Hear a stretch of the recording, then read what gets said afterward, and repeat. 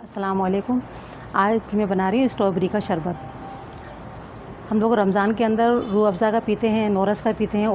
उसकी जगह हम स्ट्रॉबेरी का शरबत पानी के साथ बना सकते हैं, जो ओरिजिनल होगा, फ़रहत बख्श होगा। और सबसे बढ़कर बात ये होगी कि ये हमारा फ्रूटों का होगा, केमिकल का नहीं होगा।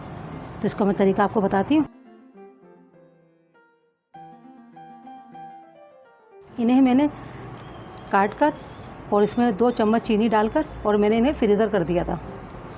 ये हमारी रमज़ान तलक चलेंगी आराम से, ख़राब भी नहीं होंगी। अभी सीज़न आया हुआ है, आप भी इस तरह से कर सकते हैं कि इनको जितनी आपको मिक़दार में चाहिए उतनी मिक़दार में आप काटें, उसमें चीनी डालें और थोड़ा पॉलीथीन में ले लें या आप किसी भी डिश के अंदर ले लें, किसी भी चीज़ के अंदर ले लें और आप इसे फ्रीज़ कर दें। मैं डाल रही हूँ, इसमें शुगर पहले से मौजूद है।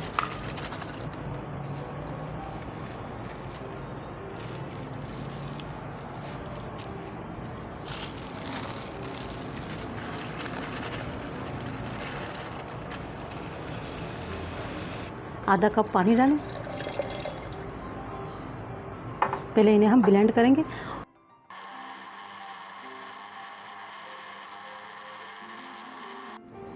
ब्लेंड करने के बाद इसमें हम 3 चम्मच चीनी डालेंगे। ये थोड़ी खट्टी होती है ना, ये थोड़ी अच्छी हो जाएंगी। और ज़्यादातर कोशिश करें कि फ्रूटों का ही शरबत इस्तेमाल करें रमज़ान के अंदर।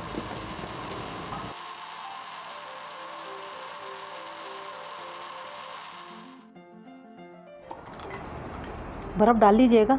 मैं बर्फ़ आपको बता नहीं सकी। ये आप इस तरह से खाली शरबत पिएंगी, ये बहुत मज़ेदार है।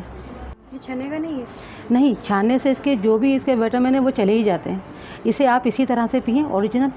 ये बहुत मज़ेदार होता है और सेहत के लिए भी बहुत अच्छा होता है। मैं तो आपको यही कहूँगी कि जहाँ तलक कोशिश हो, रूह अफ़ज़ा अच्छा शरबत है, नोरस अच्छा शरबत, सब शरबत अच्छे हैं, मगर रमज़ान के अंदर हम खाली पेट होते हैं तो हमें फ्रूट्स का शरबत लेना चाहिए।